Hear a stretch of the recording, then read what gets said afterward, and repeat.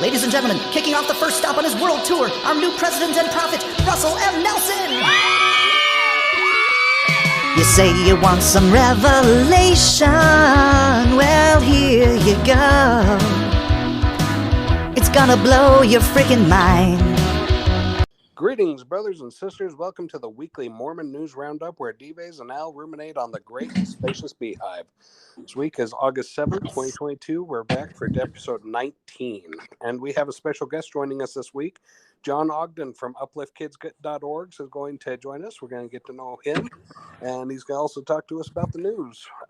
Speaking of news, we've got a whole lineup this week. We've got things everywhere from a Mormon wife disgusted over her husband's weight gain, the Associated Press story that broke this last week, shining a light on the church sex abuse hotline, and the LDS Boyscout sex abuse lawsuit. We got an update on that, along with former BYU Valedictorian Matt Easton has now got monkeypox. And then we've got the church also has endorsed its first female chaplain. So we've got some pretty juicy articles this week. We're excited to get to it. Welcome back, D-Base. Hey, it's great to be here. I was out for my brother's wedding, and it was absolutely tremendous. And we've got Jon Ogden on the program this week. Are you there, Jon? I am, yeah. Hey, welcome to the Mormon News Roundup. Appreciate you coming onto the program. Now, you got a blog yourself on jonogden.medium.org, right? That's your blog, right? Yeah. Why did you start that? I started it because I was writing a book. The book was called When Mormons Doubt, and this was like a way for me to write down some of the ideas around the book, and then after I published the book, to continue some of the conversation that I had started around that. Okay.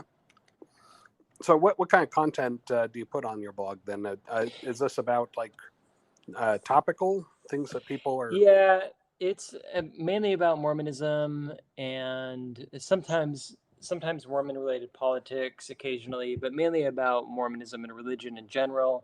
Okay. And the book was just about how to find strong relationships when you disagreed about belief. All right. What has been the reaction to your blog? Yeah, it depends on the article. One of the pieces that got the most traction was like a letter to Latter-day Saints about the election of Donald Trump. And so that political one kind of got a lot of attention. I think it got picked up by Medium and sponsored by Medium. And so that was one of the reasons for that. And some of the other ones, like about how the timeless ideals of truth, beauty, and goodness can be a way to find common ground when you disagree. That one also got a lot of attention.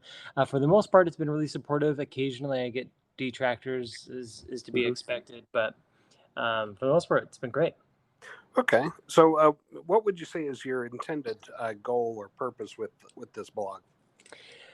Trying to figure out how religion is evolving and how we can do it in really healthy ways, whether inside or outside of religion, whether you belong or you don't belong anymore. That's not really the point of that's not really my focus. My focus is really on things are shifting pretty dramatically within religious spaces, and how can we do that in a way that promotes well-being?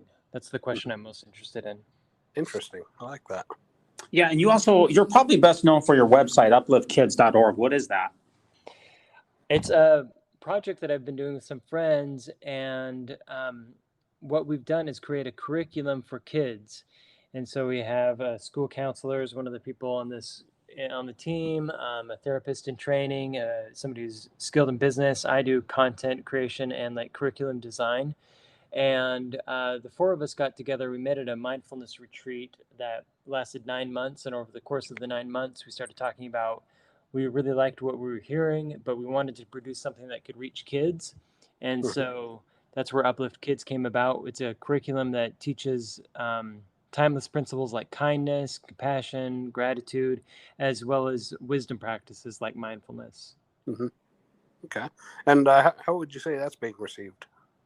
Really well. We nearly have 1,000 members. Excellent. And it continues to grow. The feedback we get is overwhelmingly positive. People really like the ability just to be able to sign in and do a lesson on kindness, say, or gratitude, compassion again in the home, and talk about it with their kids in a really expansive way, because we pull from all the world's wisdom traditions, Christianity, Stoicism, Buddhism, Taoism, as well as like the latest psychological research. Yeah. And so, John, let me ask you, what are you hoping to accomplish in the world of Mormonism and spirituality? I'm hoping to be able to carve out space so that whether people like believe or disbelieve or belong or don't belong, they feel like they can have really strong well-being as they work through the evolution of faith and the evolution of religion. So that's really what I want to see. I want to see just higher well-being despite whatever beliefs you may or may not have. Excellent. Well, I certainly want to wish you the best. It sounds like your goals and your purposes, your whole mission statement is very noble. So do wish you the best in that, for sure. Yeah. Thanks. Is there anything else you want to tell us about your personal life or career before we jump into this week's news? No, if people are interested, they can go to upliftkids.org and see our lessons. We have 90 plus lessons. We send a weekly email. They can sign up and get a free lesson. You know, there's a lot that you can check out at upliftkids.org. And then also my blog. I did just start a Substack that's about what I call spiritual humanism. And so that's jonogden.substack.com. Spiritual humanism is just like trying to find the ways that different religions tie together. Okay. Well, that's tremendous. Thanks so much for coming on the broadcast. We'll be very interested to hear how you react to this week's news because we've got a lot of news. We do have a couple of follow-ups from, actually, I was out the last week when Ali did a great interview with Devery Anderson, who's our sponsor over at Signature Books. Yep. And the widow, we covered 2 weeks ago, the Widows Might Report dropped a LDS Charities report onto their website, which is the Widows Might Report at WordPress.com. And they actually sent me an email, Al, with a minor correction about church spending. And they talked about how LDS Charities basically reported about $100 million worth of expenditures in the last year, not counting member-to-member pass-throughs, not counting fast offerings, about $100 million. And that it is separated, basically 33% of that is cash giving to LDS Charities partners. About a third of it is also goods and services, and then a third of it is volunteer hours. And that's basically how you get to the $100 million. So that was a slight clarification from the previous week. It's not necessarily that what we covered was wrong, but that's a little bit of a clarification. I did invite them onto the podcast, Al. Oh, did you? I did, yes. And they responded back and they said that they prefer that their work stands on its own 2 feet, that the work that they do speaks for itself. But I did want to counter that. Remember, Jesus said, do men light a candle and put it under a bushel? Or do they, light it and put it up so that everyone can see it and it gives light to everyone in the house? If you only put your work out on blogspot.com and never go on any podcast or never do anything else, I don't think that their important message will get out there. And I don't think that there's enough subscribers to the Mormon News Roundup to get their message over the finish line, because their message is really important. It certainly is. So we're going to send as much traffic their way as we can, because we certainly see them as the force for good that they are in this world. So I appreciate them. Now, they did do an Ask Me Anything on Reddit a while back. So if they're able to do an Ask Me Anything, then I said I would even give them the questions in advance to come on the podcast, so that they wouldn't be, ad hoc or impromptu. But we're still going to work on them. So we'll invite them, Widows Might Report, to come onto this podcast since we know that they are listening. Yes, they are. I do have one follow-up from last week. You were gone, D-Vase, but I talked with Devery Anderson about the Orem Temple fire. And I tried to find the source of that fire. Was it arson? Was it accident? Still nothing. And this is a couple weeks out now. So I'm a little surprised. When I went back to find out if there was a source to that fire, there's still nothing. It's kind of a mystery still. Well, Al, considering how well the church does with transparency, I'm absolutely shocked that we don't have all of the information that we need on this fire. No, I'm just kidding. Absolutely shocked. Maybe it came from the Rolling Stones. Come on, baby, light my fire. Is that Rolling could Stones? Be. It could have been from the Rolling, because Mick Jagger. Remember, Mick Jagger. We had that one conference article about how Mick Jagger was evil. Remember that one? That was Mick Jagger, wasn't it? Oh yeah, Mick Jagger. I think he was the guy that was sitting next to Gene R. Cook on the airplane and said that the Book of Mormon was a lie. Very impressive, Al. Very impressive. Yeah. Nice work. So I blame the Rolling Stones. So Okay. Until I hear otherwise, that's what I'm going to believe. So also, by the way, we have our first for this week. We have our first listener submitted news article, Al. That if you want to get in touch with us, come over to Kolob at MormonNewsRoundup.org. That's KOLOB at MormonNewsRoundup.org. And a listener submitted a news article for us to go over, which I'm just going to mention very briefly. But the title of the article is from the Washington Post. It says, "Stung by what he saw as stingy assistants, a Mormon man wrote a musical." So if you head on over to thegoodshepherds.net and go to thegoodshepherds.net, he wrote a musical that is basically about the LDS Church and them being stingy with their charitable outlook. Yeah. So it's debuting here on August 18th through 20th, 2022 in the historic Egyptian Theater in downtown Ogden, Utah. And it's been covered by the Washington Post and other things. So basically the story behind it is that this was a lifelong member of the church, served a full-time mission. He lost his job and came on hard times, went to his bishop, and his bishop only offered him $40 a week for benefits. And that kind of rubbed him the wrong way. And so as an outlet, he wrote this musical. And now this musical is getting its debut. And of course, I'm a musician. I love music. So any of those listeners, any of our listeners out there, go to thegoodshepherds.net, check out this musical, buy your tickets. It should be very interesting. Yeah, I don't know that you'll find the same type of humor in it that you would find in, say, Book of Mormon, the musical. But I think it's all in good fun, good humor. I'm excited to hear more about this one. I've been kind of watching this one as it's come about, and I'm excited about this one. Yeah, the producer of it said that it wasn't going to be as rowdy and, quite frankly, as disrespectful as the Book of Mormon musical. Yeah, for sure. I mean, because the Book of Mormon musical, don't get me wrong, has lots of funny parts in it. Oh, but for sure. It seems to cross a little too many lines for even the most avid ex-Mormon. It seems to cross the line. You gotta love those South Park guys. Right. They are not ones to hold any punches or pull any punches on you. Yeah, I think any other follow-ups from last week before we jump into the Mormon joke of the week? No, I think that was it. Okay, so here's your Mormon joke of the week here. So a high priest in Utah County recently asked his doctor during a routine checkup if he thought that he'd live to be 100 years old. And the doctor asked the man, "Well, do you smoke or drink?" "And no," said the high priest. "I've never done either of those things. In fact, I don't even drink coffee." The doctor started to check his heartbeat with a stethoscope. "Well, do you gamble, drive fast cars, or fool around with anyone other than your wife?" "No, sir," said the high priest. "I've never done any of those things either." "Well, then," said the doctor, removing the stethoscope, "why the heck do you want to live to be 100? Okay. Thanks for the courtesy laughter. Good that point. Helps. Okay. Our first news article of the week, we keep things pretty light humored around here, is from LatterdaySaintMag.com. And the title of the article is "Your Hardest Family Question. I'm Turned Off by My Husband's Weight Gain." So this is a Q&A section that they have. It's kind of like a what do they call that? Ask Abby? Or what do they call that? Dear Abby? Dear Abby, or Ann Landers. Yeah, and there you go.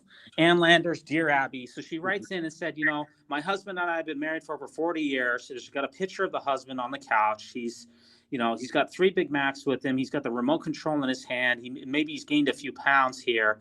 And she says that she's tired of him being overweight. She doesn't want to be intimate with him. He can't even walk up the stairs. And he says, "What am I going to do?" And basically the question here, the answer is, hey, it's your husband. His personal health is his responsibility, but you can help him lose some weight and don't beat yourself up over it. I just find this to be a rather funny article here. Did you read the article there, John, about the husband's weight gain? I did, yeah. It's pretty cool.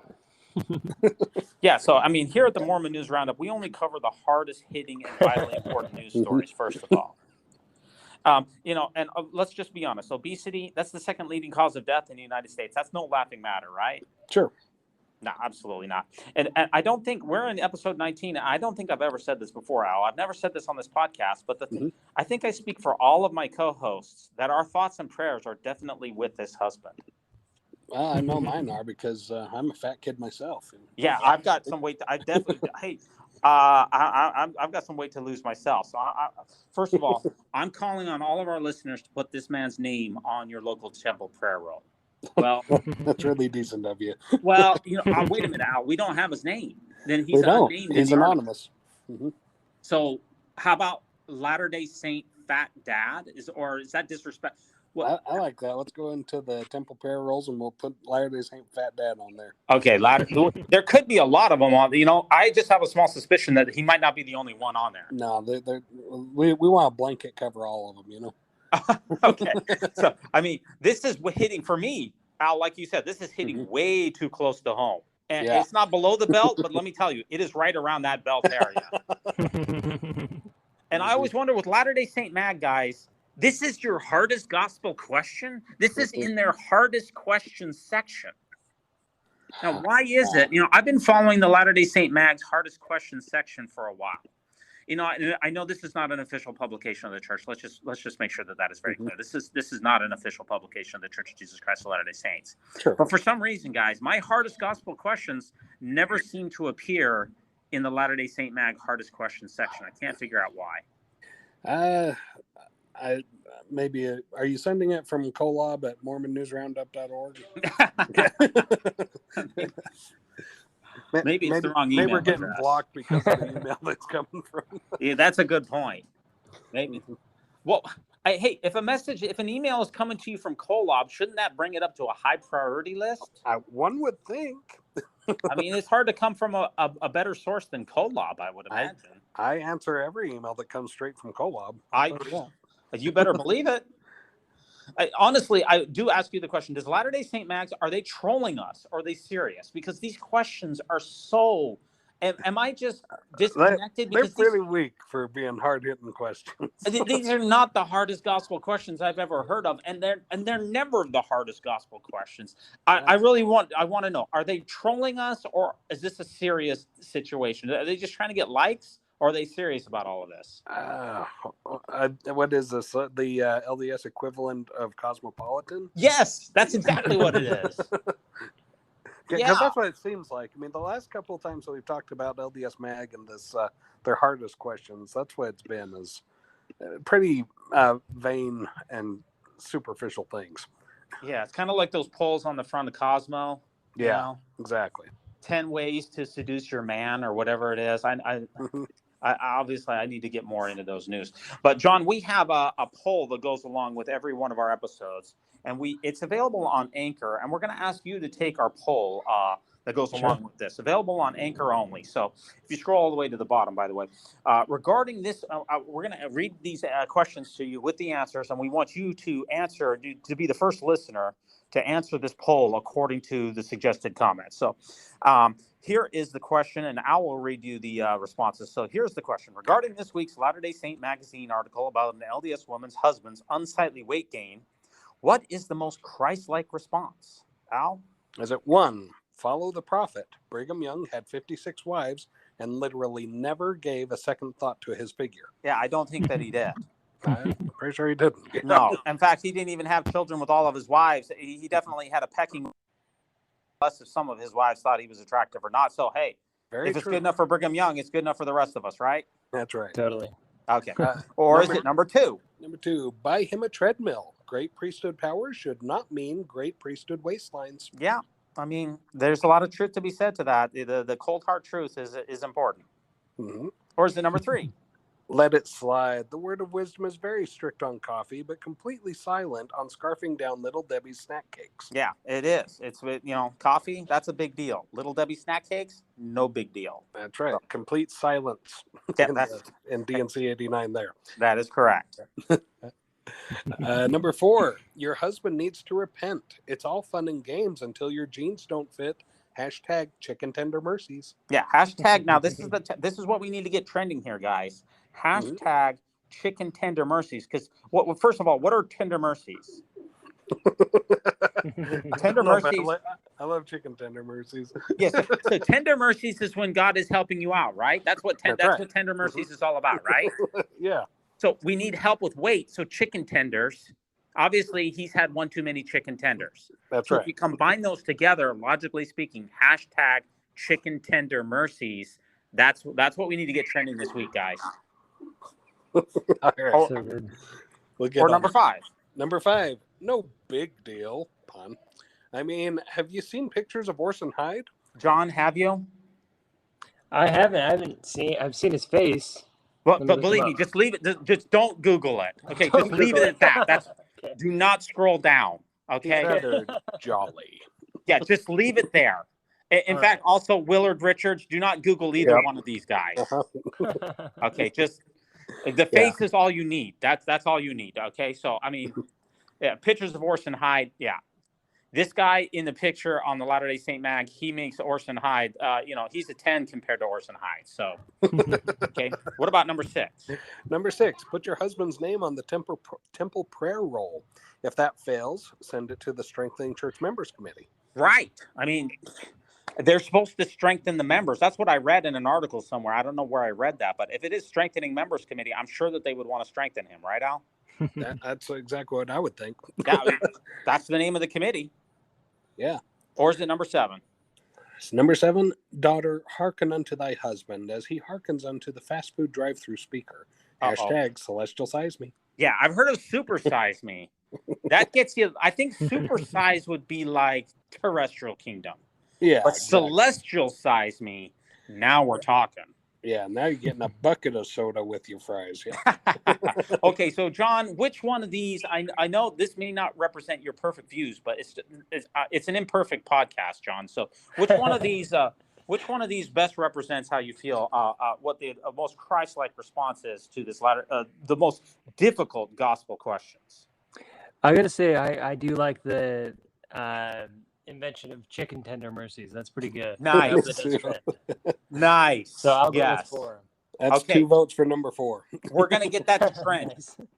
That is going to be trending top 5 on Twitter by next week. We'll follow up and see if hashtag chicken tender mercies is trending. Okay, so that's our first news article. Okay, let's go on to our second news article.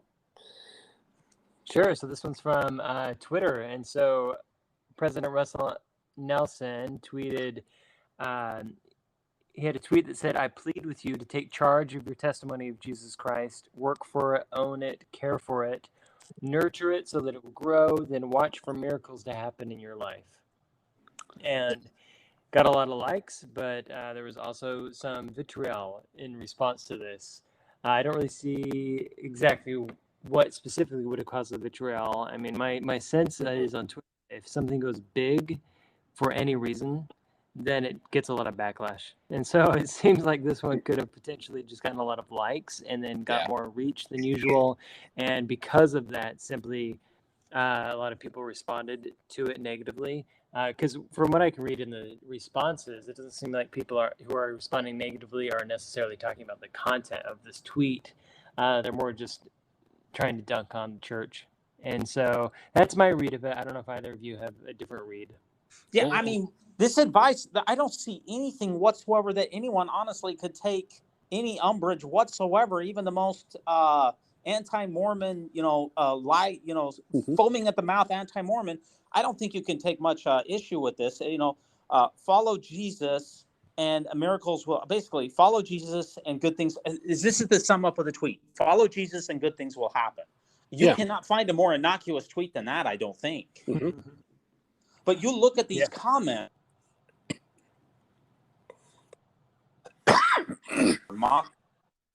Mm-hmm. Some other things in here. If you have to try that hard, maybe it's just not very convincing, Russ. Or another one of the comments in here is, well, do I still have to pay my tithing or 10% or not? Or other people, I still can't find my keys, I guess mocking his prayer abilities. And it just goes on and on about absolutely just slamming these. Who types these platitudes in for you? I mean, Twitter is a brutal, brutal place. Yeah, everybody's looking to become Twitter famous too by punching back on the people that make any kind of a comment. So, I mean, personally, it seems like a very vanilla post. It seems very safe. I think you're absolutely right, Dives. It's as simple as just work on your relationship with Jesus and good things will follow. I mean, And let me tell you, the reason I put this in here for this week's comments is when I looked at it at the beginning of the week, there were even many worse comments. Those have since been cleaned up. They didn't get all of them. It's kind of like whack-a-mole. Every negative comment that you put down, 2 more spring up. I mean, these are just punching bags for people to just absolutely unleash. And they have, like you said, John, they have absolutely nothing to do with the content that was tweeted out. Yeah, you're right. I mean, why does such a seemingly innocuous tweet unleash such vitriol? Is that normal? Or, I mean, this doesn't have that many tweets. It doesn't have that many likes. It doesn't have that many retweets. And it's not controversial. I think that with a lot of it, you get it's tainted by the person who's giving the tweet that, he's the current leader of the LDS Church. A lot of people that have left the LDS Church, there's still some hard feelings there. So I think that they just don't really have anything nice to say about anything that Russell M. Nelson has to say. Man. Yeah. It's honestly, it's a sad state of discourse in our public sphere when a seemingly very innocuous, I mean, it's not like he said, hey, just so you know, the Mountain Meadow Massacre was no big deal. Or, hey, everybody, we're going to up tithing to 15%. Or, hey, everybody, we're all moving back to Jackson County, Missouri.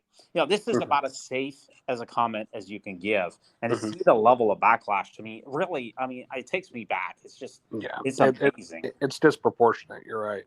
It's just amazing. And honestly, I think it's very sad. Yeah. So I don't know. I think people look at these tweets. I think probably say here that President Nelson probably doesn't scroll down and read these comments. I think on different platforms. He's on Facebook, on Twitter. He's on, they're on Instagram. He's scrolling at night, reading down these comments, seeing what people are saying. I think that I'm going out on a limb here to speculate, but I'm just going to speculate and say he does not read those comments. But people, when they're tweeting back to him, they're hoping for some possibility that they're actually engaging with him. And so they're going to engage with him in any way that they can with either the cheap shots or whatever else that their little pet peeves or whatever else they have in mind. Yeah. And I guess that's why people do it. I don't know. I find it to be very sad. That's sad if people are really trying to provoke a 90-some-odd-year-old man into a Twitter fight. Totally. He never, unlike Elon Musk, President Nelson never engages with the bottom comments. Elon Musk, when you tweet to him, sometimes he will just reply back to a random person. Shamelessly. Yeah. President Nelson, he's never done that, and he never will. Yeah, exactly. He's above that. Yeah. Okay. How about our next article there, Al? We're moving over to California on this one. We got a mom of 3 who is age 39, and she has revealed that she is leading a secret double life as an online model who makes $37,000 a month. We're going to the Daily Mail on this one, and the exciting thing is she's active LDS. So we've got another one of these OnlyFans Mormon moms. Hey, let me just ask you real quick before you get into it. How does she feel about overweight dads? Real quick. It seems to me that as I read through the article, she likes OnlyFans because unlike most porn, OnlyFans makes the user feel like they have a connection or a relationship with the model, should we call her? Okay. Well, I'm just guessing. I've heard, I've never been on OnlyFans myself, but I've heard that the people who are on there, a lot of times the old joke is that they're 600-pound guys in the basement. Mm-hmm. And if they're going for the Mormon mom, very good chance that they're overweight. So maybe she's into him. I don't know. Yeah. Hey, as long as she doesn't ever have to see him in person or, and he pays her money, I think she's perfectly fine communicating with him over the internet. Right. Yeah. So in the article though, she's posing, she's got, this is a side-by-side photo of her first in front of the temple here. Mm-hmm. And then the next photo has her half dressed. Yeah. Mm-hmm. And she's a pretty blonde lady. Middle age. She's 39. She's starting to show some crow's feet, and her arches have fallen somewhat. But even so, she's in pretty good shape still, fairly fit. Well, she's making $37,000 a month. I picked the wrong line of work. Boy, I'll say, I need to start putting my feet on OnlyFans. My goodness, that is. And she says that she's doing it in the safety of her own home. She is just having racy pictures. So to not to children or anything, to consenting adults, racy pictures. But she's also open with her kids about this. Yeah. Yeah, she's not ashamed of it. She's very proud of the fact that, hey, people are sexual creatures. Everybody, enjoys porn and masturbation. So I may as well. I'm just going to be smart about it and get paid for it. And so she's very positive with her kids and especially her daughters about it. Yeah, she's still very active. In fact, one of her pictures, when you scroll down to the pictures, be careful, by the way, when you're scrolling, guys, on those pictures, by the way. But if you scroll down on the pictures, she's in the foyer of an LDS chapel with her two kids in the foyer of the chapel. She seems to be very active. Yeah, but she does dedicate Sundays to the Lord, she says. Oh, well. and she won't allow the use of foul language. Well, at least she has her priorities. Yeah, exactly. I guess those were under the rules of the Mormon religion. So, she's got her priorities. But let me tell you, D-Vays, when it comes to compartmentalizing your life, this lady is something else. Yeah, she says that she's not worried about being kicked out of the church because, quote, I just won't allow it. Yeah. Okay, well. Whoa. That's spoken from somebody that has less authority than a 12-year-old boy. Yeah, I didn't know that was how that worked. Yeah. And she says she's not worried about being kicked out because the men in her church don't follow her Instagram account. As far as she knows. Yeah, well, you'd be surprised out there. The church has an internal research department, and they about every single one of the surveys they send out has a pornographic aspect of some kind. I've heard that the numbers are pretty high, upwards of 40%. So, for sure. I mean, where does she think that the $37,000 a month is coming from? That's true. Yeah, where is it coming from? John, should she be excommunicated over this? Again, she's not having sex with anyone. She's only sending risque photos to adults in a subscription service. Still a good mom. So essentially, basically, from what I'm seeing, she says she's very active, posting pictures in church, no swearing, living the gospel, does everything right, except for she sends racy pictures online. Is that excommunicatable or what?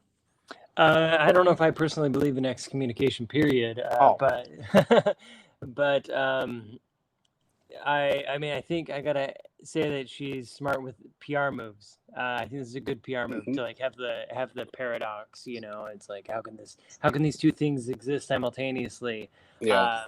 So I think it's savvy on her part. That much I know for sure. As far as excommunication, I'd probably say no, and neither should anybody else. Okay, you're well. They don't call it excommunication anymore. The removal of the records, names off. Oh, sure. Yeah. So you're generally against that. But what about let me just ask you, what about the good name of the church? Because she's identified herself as a Mormon OnlyFans model. When you're baptized, you covenant to follow Jesus Christ and to stand as a representative and all that other stuff. At any point, should your membership be called into question for doing something, especially now that you're openly saying that you're a Mormon, victory for Satan, a member of the Church of Jesus Christ of Latter-day Saints? I mean, I think the PR from the church could come out and say, this isn't representative of us, and that could be the extent of it. But beyond that, I don't know. I can understand why the institution itself would want to excommunicate somebody like this. That makes complete sense. I just personally, it feels a little off to still be excommunicating people in 2022, but just my opinion. Yeah, for sure. I mean, with regards to her using the term Mormon, it seems to me that the LDS Church would have to pick a side on that. I mean, either you're going to own the phrase or the term, or you're going to abandon it. And if you abandon it, then somebody else is allowed to pick it up. Sure. That's an interesting point. Yeah. It is, yeah. Yeah. If you look at the style guide for the church, the style guide of the church says don't refer to us as Mormons. And so if she's referring to herself as a Mormon, I mean, yeah, that's an interesting point. I like your thoughts there, John, about in the early days of the church, excommunication used to be much, much, much more common than it is. Yeah. when they used to be rebaptized within a week or two. Something wrong, they wouldn't attend their meeting. With one of revelations, they would be excommunicated, punishment, and then rebaptized time later. And let's just move along. It seemed like it was the membership in the church was a lot like a big game of Red Rover back then. Yeah. Things are when people get I think I read an article that says that if you get your now 97% do not have their do not take 97%. Wow. So 97%, that's pretty high. Yeah, it's pretty high. So you wonder what's going to happen. Again, this is a game of Bishop Roulette. So, now that she's been in the news, certainly the Strengthening Church Members Committee, it certainly knows about her. And if her bishop doesn't already know about her, then they're going to put the pictures. Now, this is one assignment. Let me tell you, gentlemen, I bet the Strengthening Church Membership Committee, I bet that there's a lot of people looking for this particular assignment. I'm just going to go out on a limb here. You may be seeing some people in there working overtime on this case. This is an important case, guys. There's a whole quorum of gentlemen that are working feverishly day and night on this case. Especially at night. I have a feeling that it's going to be mostly at night. With a detailed dossier that could be given to her bishop. And you wonder what her bishop's going to do, and that's certainly up to the bishop. That's why they call it the bishop roulette. So, the thing about a lot of these excommunications and membership removals is you'll have one bishop, you say you have a podcaster, or say you have a controversial person like this woman is, who is doing something that's maybe on the edge, you'll have one bishop that's perfectly fine with it, and then 5 years later, you'll have a new bishop or a new stake president comes in, and boom, they're gone for the exact same thing. And they're like, well, hey, what changed? And what changed is the person who was involved. Yeah, exactly. So, I mean, she's going to be rolling the dice every single bishop changeover to see until one of these bishops. Eventually, one of these bishops. All it takes is one person to just like roulette. Yeah, it takes us one time that chamber to be full, and Yep. This podcast is brought to you by our friends over at Signature Books, www.signaturebooks.com. We invite you to check out their latest book written by Romney Burke, which is entitled Susie Young Gates, Daughter of Mormonism. Brigham Young had over 50 wives and 56 children, but none has better name recognition than daughter Susie Young Gates. She lived from 1856 and died in 1933. Yet she, like so many women of Mormonism's past, has remained a mystery to most church members. In Susie Young Gates, Romney Burke, the author, paints a portrait of a strong woman who rose to prominence within the church, fought for the rights of women throughout the country, yet dealt with personal trials and her share of heartbreak. What about this? What about our next article there, Al? And speaking of owning the term Mormon, so we're going to head down to, I guess is he in Texas right now, in a prison in Texas? Yeah, I believe, yes. Warren Jeffs, FLDS leader Warren Jeffs. He's sent out a message to his flock that is saying, hey, everybody needs to start praying that the prophet gets released from prison, and then he will soon be walking among you again. Now, this is the same Warren Jeffs that's serving a life sentence because of child brides and human trafficking and, all the other things that he was in prison for. But this one's coming from Fox 13 on August 1st. And, his brother, Helaman Jeffs, is the one that got this message out from the prison to the people. And so I can only imagine that the people who are former members of the FLDS, I'd be really interested to see what feelings this brings out to them. The statement itself says, pray that Warren Jeffs will go free and he can meet you in your congregation soon. All peoples who desire to be members of the Church of Jesus Christ of Latter-day Saints on earth, the document states. So, I find it interesting that he's still calling his church the Church of Jesus Christ of Latter-day Saints, but okay. It's just amazing the amount of control that he still has. Yeah, I mean, he does, and his followers, boy, they're diehard, dyed in the wool kind of people. They're staunch, and so when it comes to the ones that are still holding on, I'm sure that, he's got as tight a grip on him as he ever did. But I'm really interested in the ones that have left the fold and that, have walked away from that. What do they think of it? Because, like the people on Keep Sweet, Pray, and Obey, the survivors and those who escaped, what are they thinking with regards to this? That's what I want to know. Well, I think that the population of Hill, Colorado City, I think it peaked at around 2003. Yeah. And since that time, even they started sending people to these yearnings for Zion Ranch in 2006. Mm-hmm. And then when Warren Jeffs was finally put in prison in 2008, I think that the population of those two twin cities have been on the decline ever since. I mean, I think it peaked. I want to say that it peaked somewhere around a population of around 15,000. You're right. And it seems like the FLDS are not so focused on southern Utah, the Hillville, Colorado City area. They're starting to leave Short Creek, and they're like going other places, even to the other end of the state, up in northern Utah, up by the Idaho border. Really? A lot of polygamists up in that area. So, really interesting to see how all this is changing. And you'll see a lot of people out and about in the community, wearing prairie dresses with the approved hairstyles.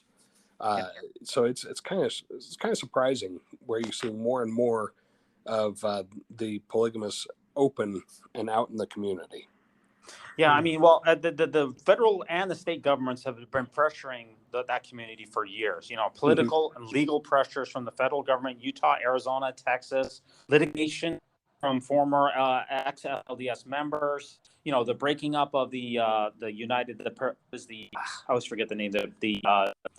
Their United Effort Plan, UEP, the breaking up of the UEP, and also the government also saying, hey, what, we're not going to get duped by the the welfare benefits. I know they're technically not welfare benefits, but the SNAP benefits and the other shenanigans that they're playing, that they really tried to close the door on all of their shenanigans down there.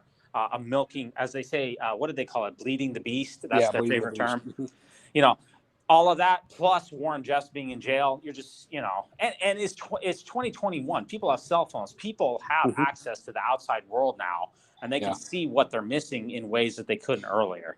John, did you read this article? Did you have any thoughts about it? Not about this one, no. Okay, very nice. Okay, our next article here this next article is the church taking the first step towards giving women the priesthood. Am I reading this right, John? Yeah, I mean, it's interesting to see. This is in the church news, and the title: "The Church Endorses Its First Female Military Chaplain."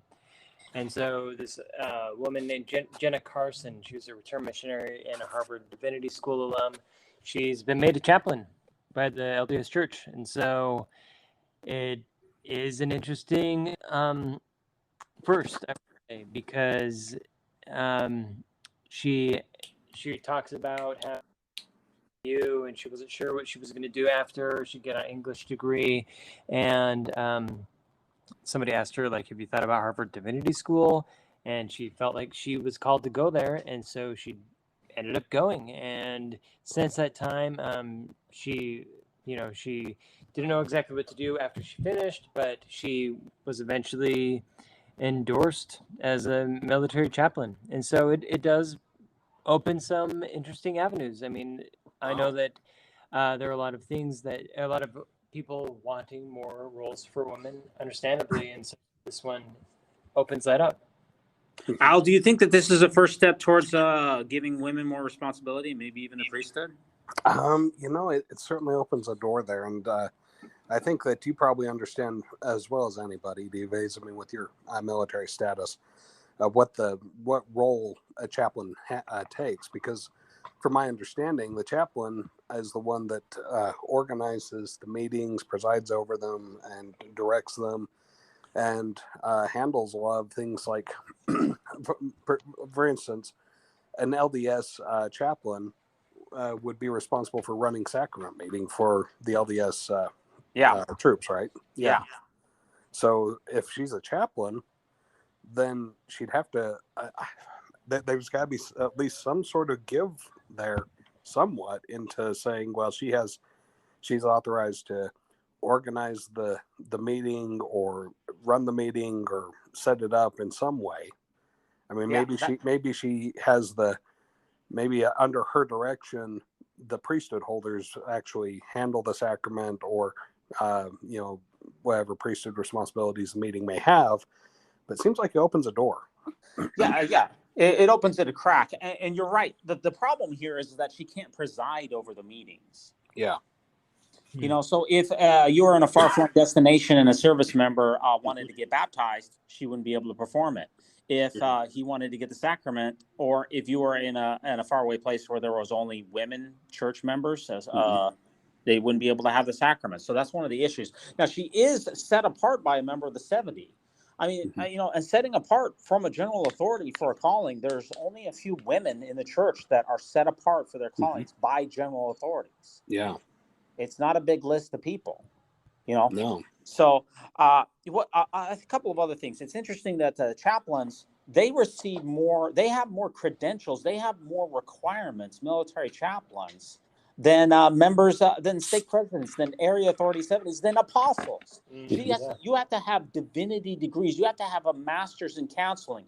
You have to have theology credentials. You have a massive list of things and extra schooling that you have to go to become LDS endorsed military chaplain.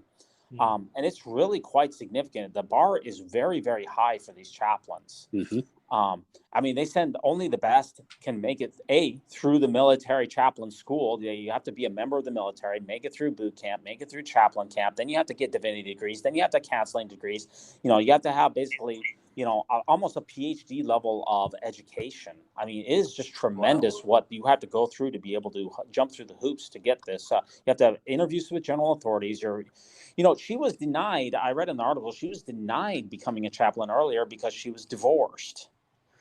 And believe it or not, that was a stumbling block of saying, we can't have somebody who's divorced. So at least it's a positive step in the right direction. You know? And I think it is a small crack. I think all of these small cracks are cracks on the way to getting women the priesthood. Honestly, this is kind of like the Palestinian-Israel conflict. We all know what the end state's going to be. Israel and Palestine eventually both have their own nations. It's going to be a two-state solution. And it's just the only way they can be resolved. And women eventually in the church are going to have the priesthood. It's just the question of how much pain and suffering along the way that it's going to be. It's like Palestinian-Israel conflict. How many people along the way how many people along the way have to get in the way before we actually see the solution? Our LDS Church did it back, in the 80s? I want to say like 85. When is the church going to get around to doing it? I hope, Exactly. Anything else on this article, guys? No, I think we're ready to move on. Okay, so our next article here, and like I said, stay to the end, was our two biggest articles of the week are for the end. But Matt Easton, the famous BYU valedictorian, he contracted monkeypox this last week, and he tweeted out about it, saying that he contracted monkeypox. Now, when I very first saw this tweet, is it safe to say, first of all, that Matt Easton and David Archuleta are the most famous gay Latter-day Saints, John? Would that be an accurate statement? I think so. Yeah, I can't think of anybody more famous than those two. So it's got to be one of those two. As long as Donnie Osmond's still in the closet, yeah. Oh man, I know that was terrible. Doesn't he have like 6 kids? I don't even know. Okay. I know that all of his 6 brothers and sisters have 6 kids at least. So yeah. Okay. So I think he's certainly he's either the most prominent gay Latter-day Saint or he's second. Probably David Archuleta is first, Matt Easton is second. So the question, and the monkeypox, that there's only been a few hundred cases in the United States. It's somewhat localized, and it appears to be concentrated in a lot of the gay community. They're saying that it is you're contracted from intimate contact. It's not technically, the CDC does not technically say that it is an STD, but it is in the gay community, and it is transmitted frequently from intimate contact. So the question that I have, let me ask John. John, let me ask you this question. Was this a brave tweet that Matt Easton said admitted that he got monkeypox. Was that brave in tweeting that out? There was some element of bravery, certainly. Yeah, it's hard to know where the line is between like positioning your brand and being brave at this stage of social media. Mhm. Like something that is new and like trending is good for your brand. But so it's hard to know what the motive was. Is it motivated by bravery? Was it motivated by wanting to build a brand? Was it just motivated by general helpfulness of getting the word out about monkeypox? For me, it's hard to say what the motive is. Okay. Al, let me ask you this. Is this too much information? I mean, you get lesions in your genital areas. Okay. You know, if he starts posting pictures of it, I mean, yes. That's what. Go ahead. I just think when it comes to, to this, okay, it's definitely something that you want to be sensitive about. He should definitely tell any partners that he's been with about this. I mean, I basically treat it like herpes. Be upcoming with the people that you need to, or be forthright with the people that you need to be forthright with. But not everybody in the world needs to see your herpes lesions. I mean, that's what I'm wondering. Yeah. This is somewhat akin to herpes, although not perfectly akin, because you can get monkeypox without sexual contact. That's true. True. But so if Matt Easton tweeted out that, hey, everybody, I got herpes, is that also being brave? Hey, everybody, I contracted syphilis. I'm not trying to make light of this. I'm really wondering, at what point in time is this too much information? These are personal, private lesions on your personal, private parts. Yeah. So I don't think it needs to be everybody's business. I'll tell you that. I'm wondering, first of all, am I just ignorant? Am I bigoted? Is he paving the way as somebody who says, okay, monkeypox, let's destigmatize it. There's nothing wrong with having intimate relationships with somebody who's gay, so let's go ahead and destigmatize it. Mm-hmm. And so he's being brave. Am I just, bigoted in this? Or is this just, hey, this is your own private areas, and sure, bring it up with any of your previous sexual partners, but the rest of the world doesn't need to know. What is the line here? That's what I'm wondering. There's something brave about coming out as a homosexual, as the valedictorian at BYU. Yeah, there's a certain amount of bravery, and I mean, we also had this discussion back then about whether that was the appropriate platform for somebody to come out on. It was definitely more appropriate for Matt Easton to come out on that platform than the most recently young lady that just was looking to, buffer her resume with something. This was. I wish him well, but I don't know that this is everybody's business. I mean, now I myself, I caught COVID this last week or two, so. Unfortunately, I had to record last week's episode and this week's episode while testing positive. But thankfully, we're social distanced to the point that you guys are on opposite ends of the country, I think, from where I am. So I'm not so worried about that. And, I'm not really recording in person with people, but it's also something I'm not really advertising all that much. I'm kind of private about it.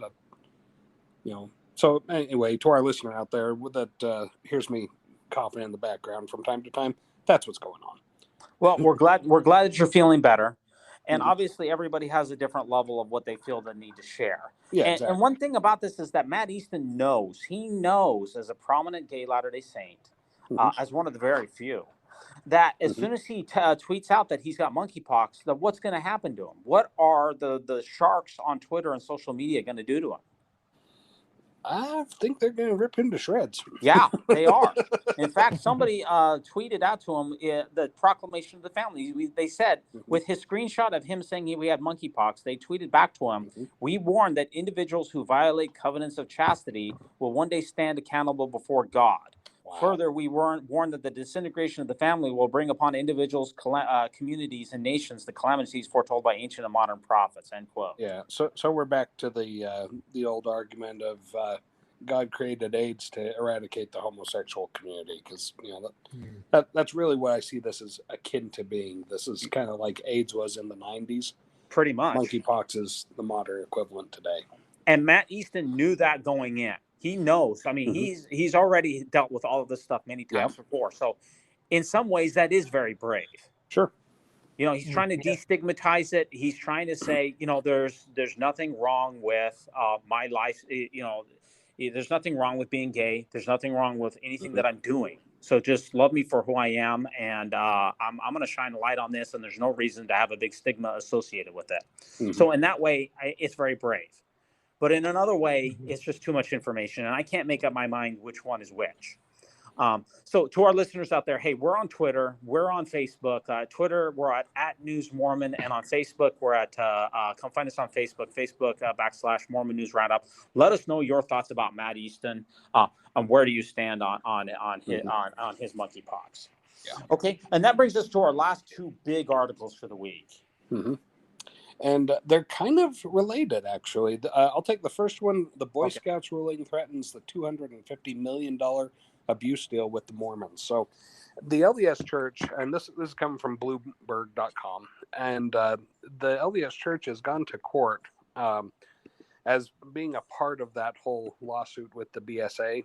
And the LDS Church has said, look, we'll pay our $250 million for this, as long as the court gives us legal protections from any of those lawsuits coming in again against the LDS Church.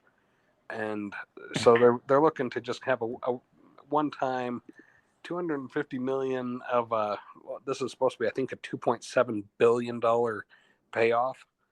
And so they're really trying to get out of this as easily as they can, and the judge has seen right through it and rejected it. The judge is saying, no, we're not going to give you amnesty for anything. Right. Yeah. So So basically, it's exciting. the church settled a loss, $250 million plus insurance. And the insurance from the church is going to be somewhere around $1 billion mark. So the total payout there's like 80,000 Boy Scout victims of sexual abuse. If you tally up all of the payments from the church's insurer, Methodist Church insurer, Boy Scout of America's insurer, all the different parties that are, so everybody who ran a troop had to cough up for this thing. It's going to be somewhere almost to $3 billion. If you chop out attorney's fees and you do the math, it seems like about every victim is going to get around $30,000, give or take. Yeah. Obviously, some of the more egregious cases will get more. Some of the less egregious cases will get less. And this is now Mormon Stories, by the way, did a podcast on this, and let me tell you that they got their numbers wrong, because they didn't understand the insurance payouts. Because if you take 80,000 victims and divide it by the church's what they paid out at Ensign Peak, which was $250 million, that comes out to a paltry sum of only $3,000 a piece, which would be an outrage. Yeah. So but you got to put the insurance in there. So basically, with this ruling, the church is trying to say on this article that, okay, we've coughed up $250 million for sex abuse, and we want that to cover not only the Boy Scouts but all future sex abuse claims. And the judge is like, no, that's a hard no. John, did you read this article? What did you get from it? Yeah, I mean, I think I agree with what you're saying. It makes total sense what the judge decided, and it's very tricky situation for the church going forward, I think. Yeah, it is for sure. This is not. This isn't a situation where I don't think this is an LDS judge, for one thing. If he is, he's very fair and very straight down the line. I believe in fact, it's not even a he. I believe it's a she. It's Silverman is the name of the judge. And boy, she's hard hitting. Yeah. She doesn't put up with it. No nonsense lady. Yep. I'm not a lawyer, but I don't understand how settling the Boy Scout abuse would affect other non-Boy Scout related claims. It was a reach. I mean, that's the church is really trying to reduce their liability in the future, because this was just for Boy Scouts. The near future. Yeah. And it looks like, based upon anything else on this article, before we move on to our feature article of the week, guys. I don't think so. I think this is a great way to jump into it. Yeah, Yeah. because it looks like the church is going to need a lot more resources for these sex abuse claims, because that's what we saw this week from the Associated Press. This was from Michael Residence, dropped on August 4th, 2022. And I actually watched a video of an interview from the reporter here. So this was the title of the article is 7 Years of Sex Abuse, How Mormon Officials Let It Happen. And this is just really, really making it the rounds. Basically, let me give you the summary. Basically, the summary of this article is in 1995, the Church of Jesus Christ of Latter-day Saints established a helpline for bishops and other church leaders seeking guidance on reporting allegations of sexual abuse. Helpline calls are often referred to a law firm that represents the church and is responsible for alerting the church to potentially costly sexual abuse lawsuits. In this particular case, Paul Adams, who repeatedly raped both his daughters, and an Arizona LDS bishop, the LDS bishop who Paul Adams was raping his daughters, and an Arizona LDS bishop called the helpline and was told to keep the abuse secret because Adams admitted to the abuse during a confession. And Arizona does not have mandatory clergy sex abuse reporter requirements. Okay, did I get that about right? Yeah. Mm-hmm. Okay, what's your reaction to this article here, John? It's a devastating article. Yeah. I can't believe what these young people went through. It's just horrific, especially how long it went on, how many people knew about it. Just terrible on all fronts. Yeah. Now, let me ask you this question. Who is, let us assume, first of all, I think we should take the article for what it's worth, that the article is mostly accurate. And we'll get to the church's response in a minute. But assuming that what was written into this report was accurate, because the reporter went through 13,000 documents on this and a couple of different lawsuits to come to his conclusions about how the helpline works. Mm-hmm. Who is really responsible for the bishop not disclosing? Is it the bishop who said that he followed the church's lawyer's instructions not to report? Or is it the people who gave him the advice? Who is ultimately most responsible for the failure of this justice in this article? That's going to be awarded in percentages, I think, because a person holds a particular position doesn't necessarily protect them from being responsible for their actions. On the other side of it, you've got a whole bunch of LDS bishops out there that have no training whatsoever in counseling or in even in like clerical duties, where you are, hearing confessions and advising people on what to do. I mean, this is, and so the church set up this system to have the hotline where, okay, somebody's confessing to abuse, call the hotline, and all that hotline has been found to do is to advise the bishops on how to protect the church from scandal. It's not to protect the victims, not to help them, not to, certainly not to get the abuse to stop, just to how can we insulate the church from any damage from this, is what we found as the main purpose of that hotline. Yeah, and Paul Adams, who was the perpetrator here, he was excommunicated from the church, and then he eventually committed suicide in jail. And his wife, who also did not report the abuse, ended up serving, I think it was 2.5 years in prison. Yeah, I think that's right. 2 or 2.5 years in prison. Yeah. I mean, this is just unbelievable. This is just blowing up the net with the amount of people that are just absolutely outraged over this article. Yeah. Meanwhile, there's 2 little girls who have been raped, the one since she was 6 weeks old. Yeah. That's a lot of baggage for any child to have to carry. So, I mean, I really don't care if the mom rots in prison for the rest of her life, or if her dad was tortured to death by a bunch of very angry inmates. There's 2 little girls out there whose lives have been wrecked because of this guy's behavior, and the church had the opportunity to do something about it. And it never did.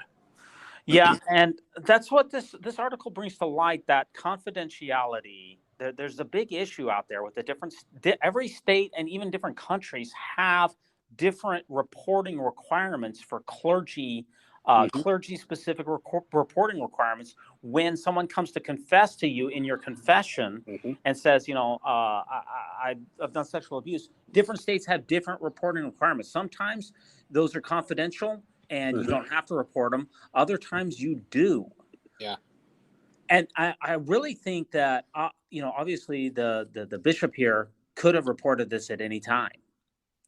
He definitely could have. And if he did, maybe the lives would have been saved. Maybe his own, the bishop could have saved the man's life, saved the 2 little girls from being tortured, could have saved the wife from going to prison. The bigger problem to me is the patchwork of the laws that we have of these states that have passed very, very broad and generous clergy confidentiality. They call it priest. What do they call it? Priest Penitent Act. Yeah. Yeah. That is ultimately, in my mind, even maybe as big of a problem in this particular article as anything else. Why are these priests having such incredibly broad privileges when people are reporting abuse? The longer I look into this, the more I'm just thinking that churches get far too much special treatment compared to your average citizen. I when it comes to like charitable donations, I'm all about let's tax churches and let them qualify for tax exemption based off of their charitable donations, right? Yeah. And same sort of thing for all of this. Like, why is it that we have mandatory reporters at our public schools who, if an elementary school teacher finds out that their students being sexually abused at home, they mandatorily have to report it. They're guilty of a crime if they don't report it. But if it's a Sunday school teacher, then it's different because of the Priest Penitent Act. Yeah, I think that's totally it. Like the special exemptions for churches don't make any sense, and I think they're ultimately immoral. Is the example of it. Yeah, thankfully, President Nelson has reacted very strongly to this article, and I, for one, say that it is about time. After reading the article, President Nelson tweeted out on his official Twitter account just this morning. He said, quote, "I am deeply saddened when I read the Associated Press article this morning. The church does not tolerate abuse in any capacity, and our thoughts and prayers go out to the victim. But for God's sake, can people stop calling us Mormons?" Okay. Sorry about that. Okay, never mind. That was well. We sure know what his pet peeve is. I'll tell you that. and also, okay, that's obviously a joke. And also, the PR department put out a statement that said, hey, everybody, we know this might look bad, but we promise there's a perfectly reasonable explanation for all of this. The church's sex abuse helpline is sacred, not secret. No, seriously, the church did have an official response. Did you guys look at the? Those were fake responses, but the church did have an official response. Did you guys catch that? Yeah, what was the response? It got deleted, right? No, it wasn't deleted. It's still, it's still up on Deseret News. Yeah, they did some tweets that got deleted from what I heard. That they, did they? Yeah, revoked some of their tweets. That's what I didn't see that. But one thing that I did notice. Go ahead. No, but I was just going to say, but the article that you're pointing to is still up. Yeah. I didn't know that they deleted the tweets. Do you know what those tweets were about? Something related to this. 1 second, I can look it up really quickly. Go ahead. Okay, well, the church responded to the AP story on abuse of a child and reported hotline, and it said that the abuse of any child or any other individual is inexcusable, and it called into question the AP story. It said that the information was misguided and that it was incomplete, and that the church's goals for the helpline is to assist victims, protect the victims, and comply with legal requirements. And it took huge issue and umbrage with the entire article, and just said that the AP completely got it wrong. Okay, the AP completely got it wrong after perusing 13,000 documents. Yeah. And they got it wrong, did they? Yeah. Okay. I mean, and the church doesn't have a history of this. The Associated Press, this isn't like Mother Jones. This isn't Slate Magazine. They have a pretty high level of journalistic integrity. Darn right they do. Yeah. Yeah. So this is one where I gotta say boo to the church on that, trying to lay it at the feet of poor journalism. That's not poor journalism. This is just the Right. church stumbling around trying to cover its butt. Yeah, if you look in the handbook, I want to spend a little bit more time with this article. If you look in the church's handbook, it says in 38.6.2, and again, of course, the church is not a legalistic religion, right? Of course, never mind. Of course not. But when it says that when abuse occurs, the first and immediate responsibility of church leaders is to help those who have been abused and to protect vulnerable persons from future abuse. Leaders should not encourage a person to remain in a home or situation that is abusive or unsafe. But I just wonder, how do you encourage a small baby to leave the home? I mean, Yeah, 6-week-old. yeah. Go find your fortune, kid. That doesn't make a lot of sense. What's interesting also in this section is it says all members, especially parents and leaders, are encouraged to be alert and diligent to do all they can to protect children and others against abuse. If members become aware of instances of abuse, they should report it to civil authorities immediately. Now, what I found interesting about that statement is it does not say that the bishop should do that, only members. And the reason that is worded the way that it is because if a member reports it, that person, they can't sue the church. Yeah. So yeah, sure. In fact, the church encourages if members find sexual abuse, they want them to come out in droves. That's great, but not bishops. And why not? Because the bishop could be sued. Yeah. And some of these states where you have this priest privilege, yes, technically the bishop could be sued and they could sue the church. That's happened even recently where I think it was in Oregon where there was a sexual abuse claim. Oregon has the priest privilege and the bishop was personally named in the lawsuit and the church. Yeah. So I don't want to defend a bishop here, but imagine that you're a somewhat ignorant bishop, I don't know, in some rural neighborhood in Idaho. You call the helpline and they say, sorry, you are not allowed to report this. And if you do, you can be personally sued. And if they win a judgment against you, they're going to take away your farm and your home. I know everyone wants to look at this issue. This is black and white. This bishop is evil. The church is evil. And what they do is wrong.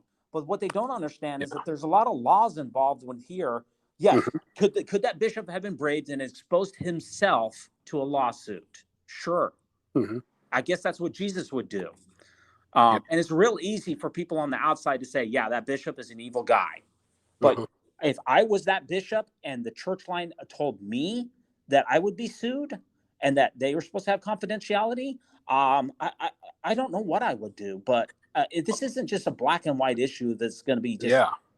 I mean, but especially when the General Handbook of Instruction has explicitly laid out there, hey, if you're a bishop, somebody reports abuse to you, this is what you should do. Call this number for the church's, law department or, the law arm, the Curtin McConkie.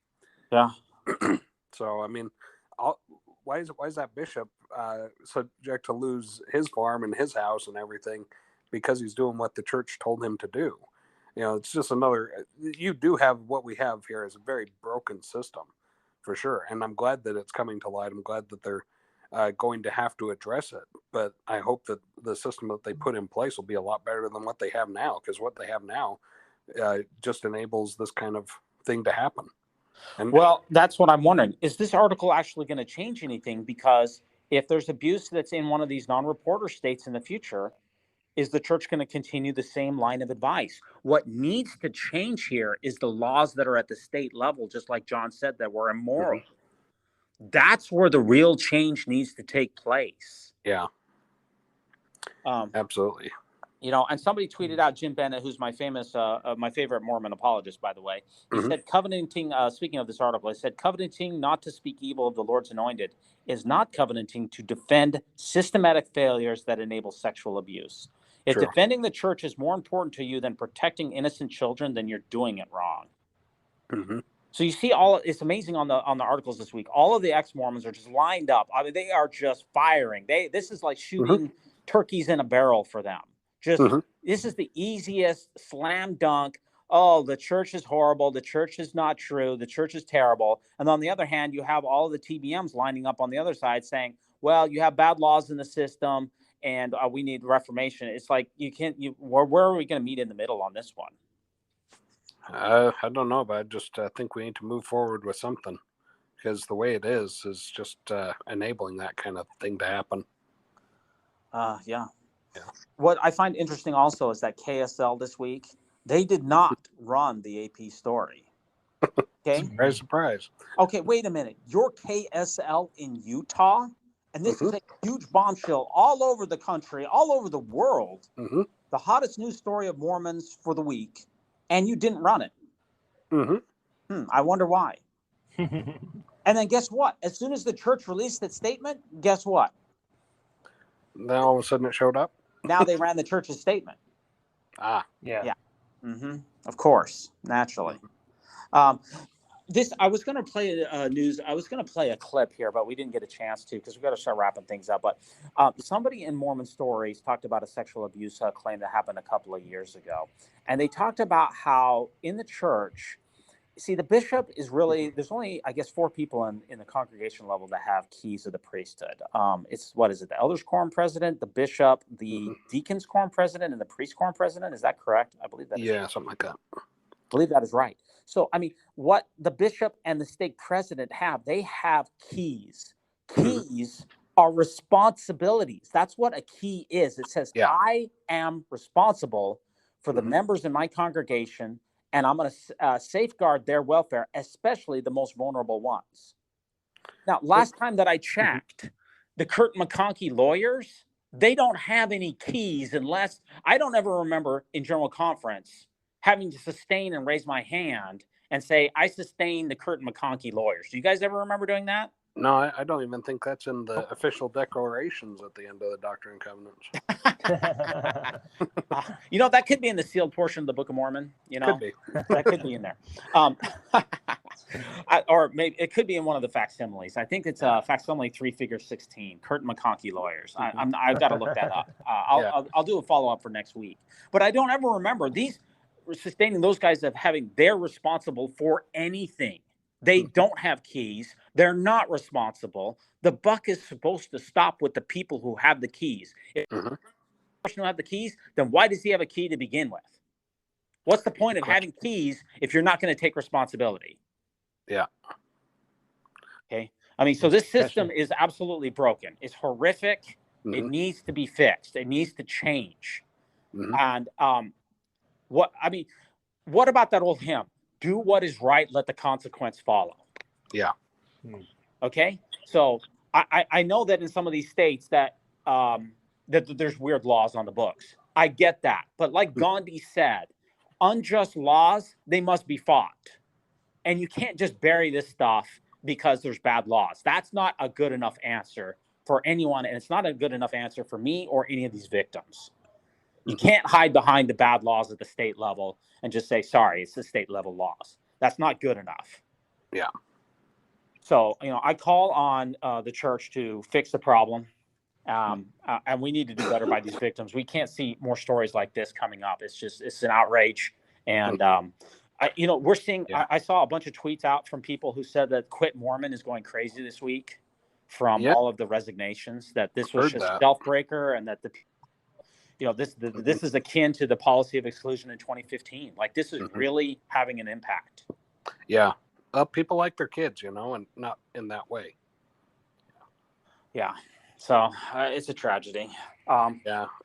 Hey, D-Vase, let's go ahead and put the link to that video. I know that we weren't able to get the audio from it on this week's episode, but we want to put it in the show notes so that anybody that wants to track it down on YouTube can get to that, okay? Yeah, and drop us a like, drop us a comment, drop us a subscription. We're also on Patreon. If you like our content, if you like these news stories, feel free to come on over to Patreon. Drop us a subscription or a donation. We appreciate it very much. I want to thank Al and John for being on the program, and it was great to ruminate with all of you on the Great and Spacious Beehive. Yeah, thank you again for joining us, John, and it's been a pleasure to meet with you and get to know you a little bit. And we wish you the best of luck in your journeys going forward, okay? Thank you so much. Thanks for having me.